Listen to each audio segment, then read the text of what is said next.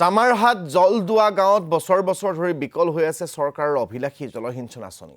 ৫-৬ বছৰে জলসিঞ্চনৰ পৰা বঞ্চিত চহা খেতিয়কসকল। হাবি জংঘলে আৱৰি ধৰিছে পানীৰ পৰিবাহী নলাসমূহ। ফলত উপযুক্ত পানীৰ অভাৱত চন পৰি ৰৈছে শ শ বিঘা কৃষিভূমি। ধানৰ খেতি কৰিব নোৱাৰি সমস্যাৰ সন্মুখীন হৈছে খেতিয়কসকল। জৰাজীৰ্ণ জলসিঞ্চন আঁচনিখন কৰ্তৃপক্ষক শীঘ্ৰেই মেৰামতি কৰিবলৈ দাবী অঞ্চলবাসীৰ।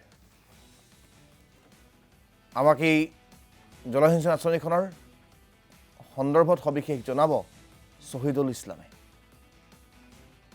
মই বৰ্তমান উপস্থিত হৈ আছো তামাৰহাটৰ জলডোবা গাঁৱত আৰু এই জলডোবা গাঁৱত মোৰ সতীৰ্থই যদি দৃশ্য দেখুৱায় ইয়াত গৃহ আছে, নালা আছে, কিন্তু খেতিপথাৰত যোগান ধৰা নহয় পানী।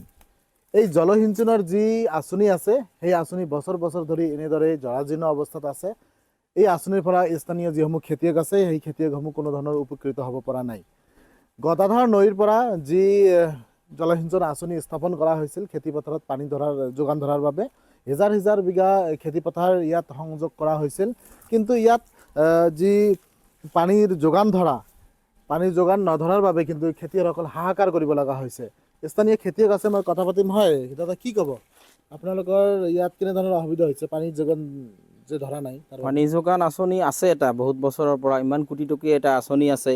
আমাৰ বহুত বিঘা মাটি আমাৰ এই কেনেলৰ নামতো আছে, কিন্তু পানীটো নাই। বহুত বছৰ আগতে আমি দেখিছিলোঁ যে অলপ পানী চলি থাকে, কিন্তু বহুত বছৰ আগৰে পৰা আজি দেখোঁ যে পানী নাই, পথাৰত পানী নাই, কৃষি কৰিবলৈ হ'লে পানীয়ে নাই। আৰু আমাৰ ইয়াততো গোটেইখিনি মানুহ গৰীব মানুহ, তেনেকৈ মটৰো মানে কানেকশ্যন কৰিব নোৱাৰে, এটা মানে পাম্প ছেটো কিনিব নোৱাৰে, তেনেকুৱা অৱস্থাত পৰিছে। আজি চাওক কিমান কৃষিভূমি মাটি এনে পৰি আছে, কোনেও হাল মাৰা নাই। যে এইবাৰ চাইনিজৰ ছিজনত অলৰেডি আহিছে, চাইনিজৰ ছিজনত যে কোনোৱে হাল মাৰিছে নেকি? কোনোৱে হাল মাৰা নাই, কাৰণ এৰি ধান কৰিব পৰা নাই। কেনেকৈ কৰিব জল নহ'লে? আৰু পানী কিনি মটৰ কানেকশ্যন কৰি কাৰেণ্টত ক'লেতো বহুত টকা লাগে, ইমান টকাই নাই। সেইকাৰণে নায়েই, খেতিয়ে নাই, এই জৰাজীৰ্ণ অৱস্থাত পৰি আছে, জৰাজীৰ্ণ অৱস্থাত পৰি আছে, তেনেকুৱাই পৰি আছে। কোনো ধৰণৰ গুৰুত্বই নাই, কোন আছে না নাই, মানে অৱস্থা বেয়া।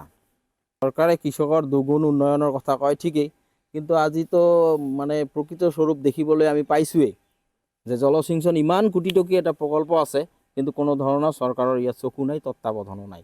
আৰু কৃষক ৰাইজে যে ইয়াত খেতি কৰিব তাৰো কোনো ব্যৱস্থা নাই। এইবাৰতো যোৱাবাৰ মানে শালি খেতি ভাল হোৱাই নাই, বৰষুণ মানে লেটকৈ পৰিছে, এইজনী কোনো ৰকম হৈছে। আৰু এতিয়াতো এৰি ধানৰ সময়, কোনো হালেই বোৱা নাই, কাৰণ কেনেকৈ হাল বোৱাব? এইটো প্ৰকল্পটো কোনো কাম নকৰে, এনেই পৰি থাকে। কি আহ্বান জনাইছে?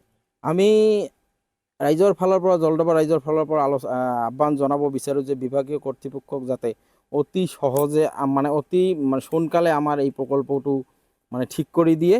ঠিক কৰি দিলে আমি আজি বহুত হেজাৰ হেজাৰ বিঘাত মাটি আমি এৰি ধানৰ খেতি কৰিব পাৰিম আৰু জলডোবাবাসী ৰাইজে উপকৃত হ'ব পাৰিম।